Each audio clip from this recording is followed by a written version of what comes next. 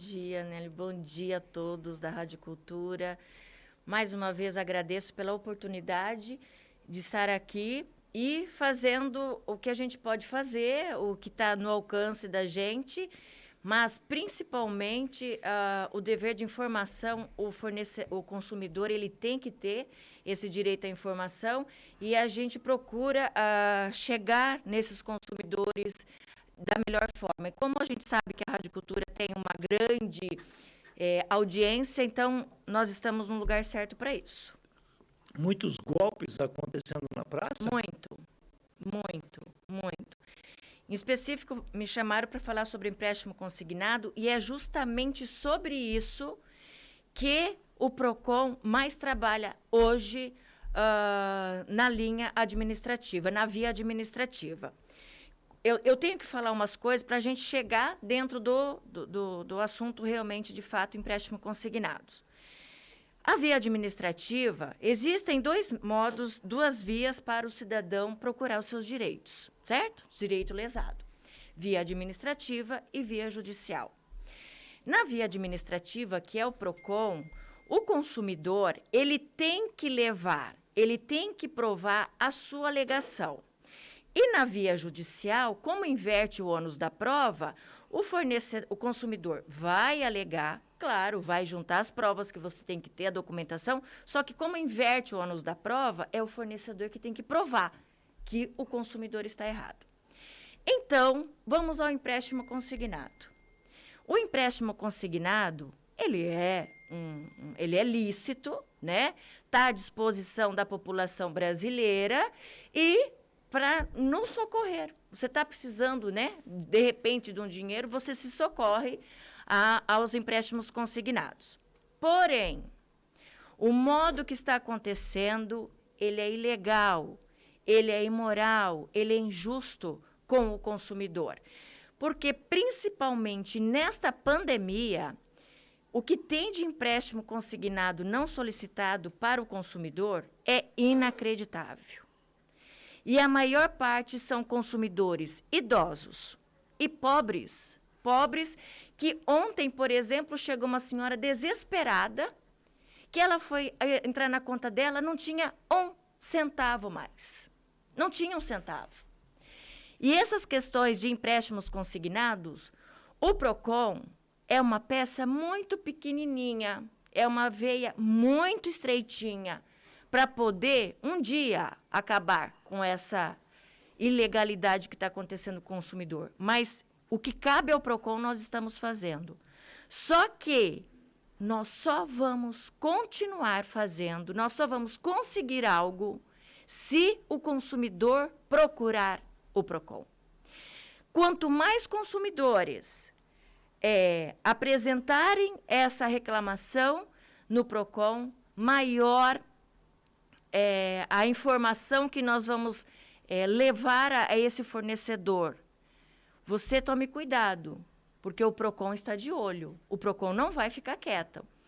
E pela via judicial, porque se não deu conciliação na via judicial, o consumidor, na via administrativa, que é o PROCON, o consumidor vai pela via judicial. Só que ele já vai com uma documentação pronta, ele já foi lá, ele já reclamou e o PROCON fez tudo o que tinha que fazer, mas não deu conciliação. O que é essa conciliação? Por favor, você receber um dinheiro na sua conta que você não solicitou e que você não pode pagar, isso não é legal, isso não é moral. E o artigo 39, inciso 3º do Código de Defesa do Consumidor, ele é muito claro. Entregar ou enviar produto ou serviço ao consumidor que ele não solicitou. Então, o que está acontecendo? Estão enviando um produto, que é o dinheiro, na esperança que o consumidor, e muitas vezes, como às vezes desconta 20 e poucos reais, porque em 72 vezes, em 84 vezes, o consumidor não vai conferir a conta dele. E isso está sendo descontado de um empréstimo que ele não solicitou. E o pior, não caiu na conta dele. Certo? Então, É um crime o que está acontecendo.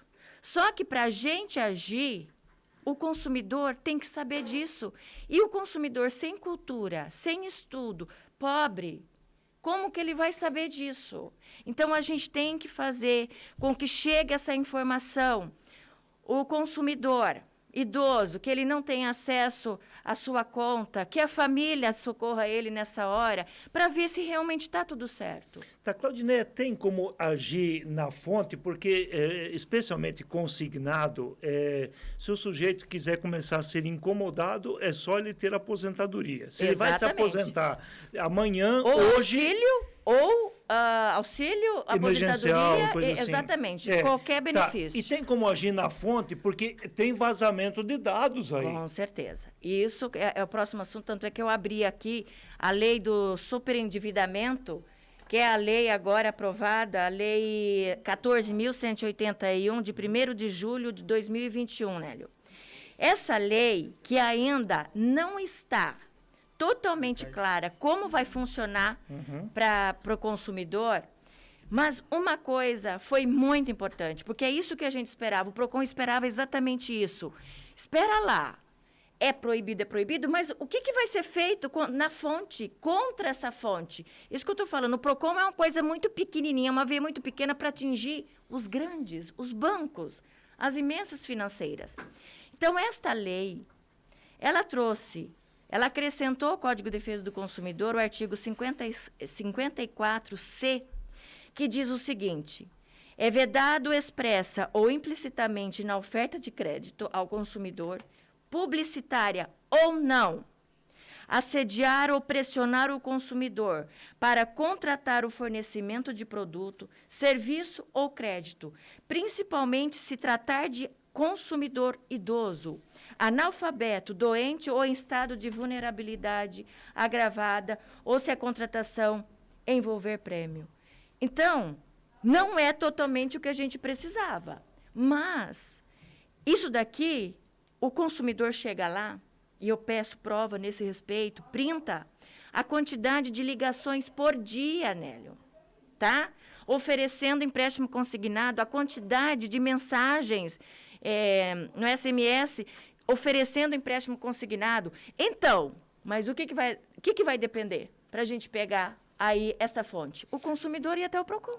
Ok, antes de passar para o Dante e também para a Cida, que estão aqui na bancada, deixa eu só fazer o registro aqui do Joel de Lima, que é advogado, entre outras atividades, e diz aqui, no meu entendimento, fala o Joel, a inversão do ônus da prova previsto no Código de Defesa do Consumidor também se aplica no PROCON. Claro, sim. Claro, então, claro. Tá aí a concordância. Dante, quadra conosco a Claudineia Pliasecos, você encaminha a próxima questão. Claudineia, a gente vê até situações parecidas, não só no empréstimo consignado, mas por exemplo, a sua linha de telefone celular, que volta e meia você observa que foi colocado um serviço ali a mais, né? E é R$5 a mais no mês, e aí você vê que tem alguma coisa ali, assim como internet para casa, ou então é o seu banco, quando vê tem uma taxinha a mais, não sei do cashback, que agora é virtual tudo também, né? Sim. E aí o cartão de crédito, cartão de crédito sem anuidade, mas aí você vê que começa a vir uma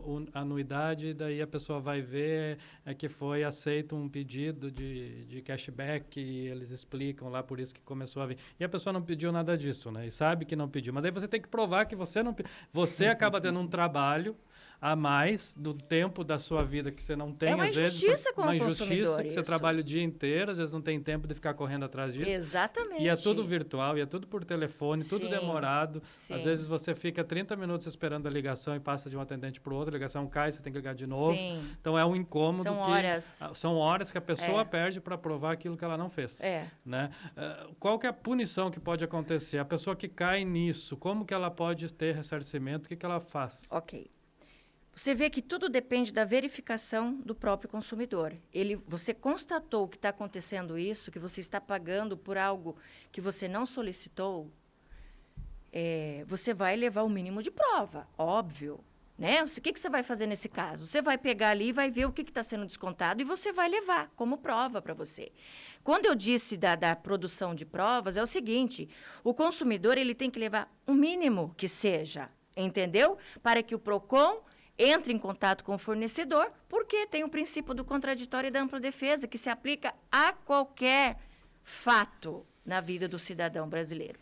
Então, nesse caso, você viu que está sendo cobrado algo que você não solicitou.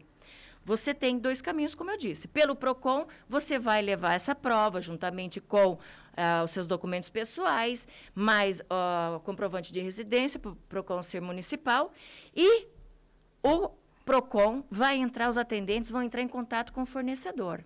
Espera lá, fornecedor. O consumidor, ele não contratou, ele não assinou, ele não pediu esse serviço, portanto, é indevido. Neste momento, de acordo com o artigo 49, parágrafo único, você tem direito a receber em dobro tudo que foi cobrado de você, indevido, entendeu? Então, você vai até o PROCON, faz essa reclamação, o PROCON entra em contato com o fornecedor. Se o fornecedor, mesmo diante da lei, ali comprovado, que você tem esse direito, o que vai acontecer? Você vai para a via judicial agora e isso vai transformar em processo administrativo e ele será multado, tá? Porque você tinha o direito a não só parar com a cobrança, mas também de receber em dobro o que estava sendo cobrado de você indevidamente. Essas contratações que são feitas virtualmente, não façam isso. Consumidor idoso, não atendam telefone por videochamada, que te coloca na frente de um computador que está filmando você e eles falam muito rapidamente. E o consumidor nem sabe o que está falando e o consumidor vai respondendo sim, sim e sim. Ah, tem isso também por videochamada? Tem o virtual, contratação virtual.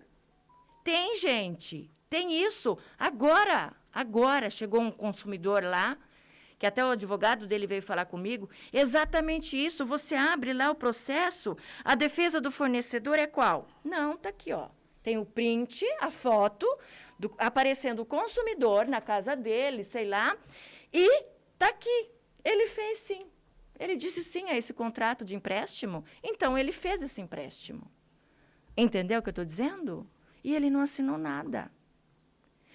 Então, está precisando de dinheiro, está precisando de algum produto ou serviço? Vá ainda, tenta fazer no físico, né? O aumento da tecnologia trouxe esses problemas também, né, Nélio? Né, Cida? Por quê? Porque hoje tudo você faz digital. Tudo você faz pela internet. Acabou aquela coisa física de você ir no estabelecimento e reclamar. Isso realmente dificultou demais, principalmente para os pobres, principalmente para o idoso. Pois é, Claudinei, acho que essa é a grande questão, né? De que a constatação do problema, até as pessoas já o conhecem. É quem pode defendê-los, quem pode entrar com alguma coisa. Por exemplo, a Renata diz aqui, o mais engraçado é como é que eles sabem o telefone da minha mãe. Ligam todos os dias um monte de vezes para ela, oferecendo empréstimos. E isso está constante em tudo que é canto. Qual é o nome dela? A Renata. Cida Costa, qual é a tua pergunta, qual é a tua colocação para Claudineia Pliasecos, que está conosco aqui hoje? A gente vive esse momento. Se você abrir o site sobre a questão empréstimo, coloca a palavra no Google empréstimo, para você ver o que acontece. Então, assim, é Foz, é Brasil, como você disse para a gente já sobre essa questão. Fui conversar com um juiz federal a respeito dessa questão. E o que ele tem dito? E o que a Justiça Federal tem dito sobre isso? Aqui em Foz do Iguaçu e em outros estados. Ele falou, Cida, tem alguma coisa dentro do INSS que está errada, totalmente errada. Alguém está vazando esses dados do aposentado? Antes dele receber o primeiro salário, ele já está sendo incomodado com as ligações oferecendo empréstimo. E se você for buscar algumas tratativas com relação a isso, até estou verificando se ele consegue entrar com a gente para trazer essa informação assim, com mais clareza e até um alerta também. Perfeito. Muitos juízes, muitos juízes têm sido assim, bastante coerentes nas suas decisões, de multar os bancos, de tomar uma decisão, estão pedindo para que o governo federal adote alguma medida para investigar o que está acontecendo dentro do INSS. Tem duas questões, Nelly. Uma das pessoas que recebem empréstimos, fazem empréstimo sem ele assinar, e até perguntei o dia para uma moça que ligou. Falei, como é que você consegue fazer com que eu assine esse empréstimo? Isso é virtual, você me manda um documento. Como eu faço com você, já que você está me oferecendo? Ela, não, basta você me dizer sim. Isso. Então, assim, é um problema grave. E os juízes, muitos juízes, têm sido bastante sérios e penalizando os bancos. Inclusive, tem ligações que até dizem, sou da, digamos, vou citar aqui, Caixa Econômica Federal. Tem bancos aqui em Foz do Iguaçu, no Brasil, tem redes que estão recebendo condenação um atrás do outro. Então, o que a diretora está dizendo aqui para nós? Faça a sua reclamação no PROCON. Entre com ação contra os bancos. Grave as ligações quando ele ligar para você. Ou, por exemplo, mensagem, ou printa as mensagens. E vai até o PROCON. Tem pessoas que chegam a receber de 20, 22, 27, 32 ligações durante o dia oferecendo empréstimo. E, então, assim, são fatos realmente que incomodam. Tem duas situações. Aquele que consegue, aquela pessoa que já não quer o empréstimo e teve esse empréstimo feito no nome dela. E tem a outra questão que também não adianta reclamar, que é a questão de você, vou ligar lá na central, não sei o quê, para eu não ser incomodada. Não funciona. Não funciona. Você pode reclamar, vou até brincar aqui, né? Esse dia um ouvinte até reclamou. Você pode reclamar no PROCON, que está recebendo ligações porque incomodando. Você pode ligar na central, lá em Brasília, para não ser incomodado. Mentira, não funciona. Uhum. Então, assim, as pessoas estão na mão de pessoas aí que usam de má fé para tomar dinheiro das pessoas. E o que dá para fazer? Cida. Justiça. Justiça. Cida, nós já identificamos, o PROCON já identificou que realmente tem algo errado dentro do INSS. Principalmente por causa disso. Como que passa aos bancos a informação, como chega aos bancos, às financeiras, a informação que eu me aposentei e que no próximo mês eu já vou receber um auxílio, uma aposentadoria. Então, é outro caminho. Eu peço para que além da gente agir, que serão multados os bancos também, o PROCON hoje está com uma relação enorme, e isso a gente passa, inclusive, para o promotor de justiça. Eles têm que entrar com ação não só contra o banco, mas também na Justiça Federal contra o INSS. O consumidor tem que começar a entrar contra o INSS, sim. A via legal, a via certa é a Justiça Federal. Espera lá, INSS, por que meus dados, o meu telefone já foi parar no banco tal que está me ligando 24 horas me oferecendo empréstimo? Então, vamos lá, Cida. Agora nós temos uma lei, antes a gente já tinha, que era o Código de Defesa do Consumidor, certo? Mas agora tem esta lei que acabou, eu acabei de ler aqui, conforme o artigo 54C. É proibido, é crime, não pode. Então, o que vai acontecer? Quanto mais consumidor ir procurar o seu direito de defesa, que é pare, por favor, e ele vai ser multado se ele não parar, porque tem gente grande que prefere pagar multa do que parar a ilegalidade que ele está cometendo. Essa é a verdade. Então, eu tenho que responder também para a Renata, que falou há pouco com você aí, Nélio, que ela printe todas essas ligações que a mãe dela está recebendo. Printe. E vá até o PROCON. E eles já vão entrar em contato, os atendentes vão entrar em contato. Parem de fazer essas ligações. Bloqueiem esse número porque essa consumidora não quer empréstimo. Se eles não pararem, e mesmo eles parando, ainda a gente abre processo e vamos multar a empresa. Sabe por quê? Quando que a infração consumerista aconteceu? Quando você enviou ou entregou um empréstimo, né, um produto ou serviço que o consumidor não solicitou, e quando ficam mandando essas mensagens. Então, ele já cometeu a infração. Mesmo o consumidor indo até o PROCON, a gente fazendo devolve o dinheiro que está na conta dele, a gente já desconta todas as despesas em dobro que o consumidor teve. Mesmo assim, por mais que resolver o problema ali do consumidor, o processo administrativo será montado igual.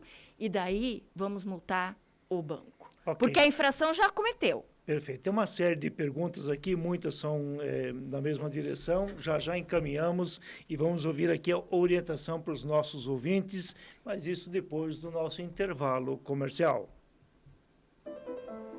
Você viu como a coisa...